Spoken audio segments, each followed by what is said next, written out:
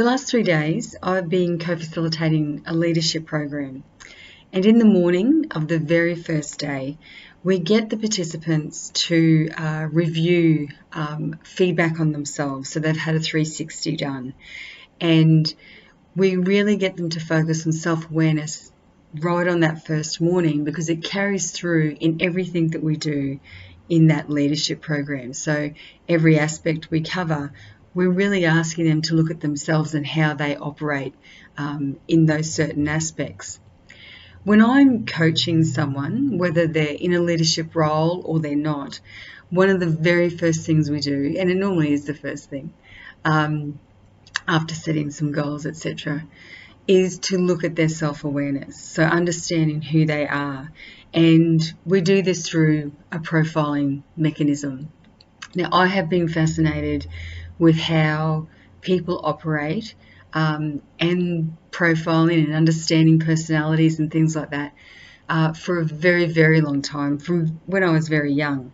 I was first exposed to the Myers-Briggs type indicator, absolutely loved it, loved what it told us. However, I was introduced to a neuroscience framework, so the NeuroPower framework, many years ago now, and I use that in profiling with my clients. So, as I've said, it's called the NeuroPower framework. It is based on neuroscience, but also has psychological and philosophical perspectives involved in it. And the way that we profile people with that framework, or they profile themselves, I should say, is that we look at ourselves from two perspectives. So there's our limbic type and our rational type. So if you think, or you know of Daniel Kahneman's System 1 and System 2 thinking, that is very much similar to what it is. So our limbic is our System 1, the more intuitive, emotional, quicker acting part of who we are, and the rational part of us is the System 2 thinking. So that's more reasoning, more complex decision making, a little bit slower, but it's part of who we are, our identity. And the way that we do it is we have these intelligence centers or neurobiological functional systems, and we profile ourselves on which ones we're dominant in. And that is what we call our master rational type. So for me, my master rational type is the Bard. And I'm going to talk about that a little bit more today, and how that relates to who I am as a person and actually what I do in my working life. So the rational type of us, the master, this is what I said before, this is our self-identity, and it's the gifted part of us. It's what we're proud of ourselves about and how we show up. So the Bard, that is my rational type. The focus of the Bard really is about seeing the potential in others and then creating a safe environment where people can grow. The Bard is also very much about inspiring others to reach that potential, and providing the thoughts and mechanisms and creating that environment to allow people to do that. The thing with the Bard, though, is they see everything as being interdependent. So whether it's your working life, personal life, all aspects of who you are, it is all related. And if something happens in one area of your life, it's going to impact every other area of your life. That is how the Bard operates. Now, there is the potential then that, if things can look like they're not going to go so well, the Bard can maybe get a little bit paralyzed by fear, and then there is inaction. Now, I never said the rational type was perfect. There is areas for development here, but that is some of the aspects of the Bard.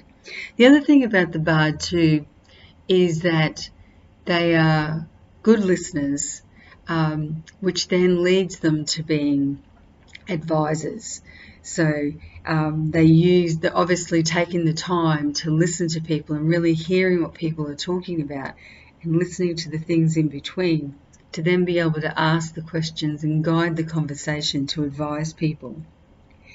Now, I mentioned before that the master type is what we're dominant in those intelligence centres.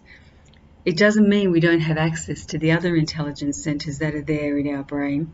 We do. The ones that we're not so dominant in, but we absolutely have access to, is what we then call our mirror in the profiling system. And for me, that is the treasurer.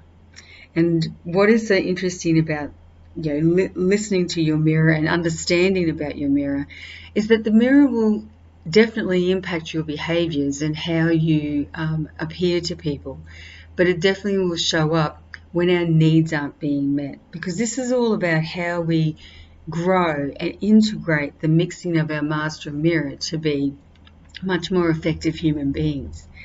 Now, my mirror, the treasurer, likes order, likes stability, and also likes security. So when things may not be going so well, we can look like we're maybe penny pinching a little bit, and also can be a little bit controlling because we want everything to be stable. But again, that's where that understanding of both our master and our mirror helps us to integrate. So with with the bard and the treasurer, when we learn to utilize a lot of what is in our brain and how we operate, the integration can lead to being able to live life with humour and utilize that humour to get through the difficult times. But also, and this is something that I have found over the years, flexibility. Things do not have to be stuck and go exactly the same way. But we also like to still have that structure because it supports us and provides that grounding for making sure that we go through life, in a pretty, structured way, but we're also calm about it. We're flexible and we're able to get things done because we can see different avenues of how to get through things. Which leads me to some of the other highlights that come through by understanding who we are, and in this framework is that there are we all have strengths. We've all got areas that we can work on. Some of the strengths of the bard are that they see the bigger picture. And we do have that ability to create reality. Although I know when I was younger, sometimes I used to skip some steps before, getting to that reality. A bit different now. But we're definitely big picture people and have that ability to create reality. Not just for ourselves, but for others. And that's where that weakness was, like I've mentioned before, that sometimes we don't focus on the details and that can trip us up. And I've actually had something happen very recently where I did not focus on the details, and it led to an outcome that wasn't very positive. One of the other things that I've been conscious of for a very long time, ever since understanding the profiling of the bard, is that one of the threats to the development is that our skills, our thoughts, can become out of touch. They can become irrelevant. So there's that understanding that I need to, keep adapting, keep changing, keep learning. I cannot just rely on what I, learned many years ago to get me to where I need to go in future.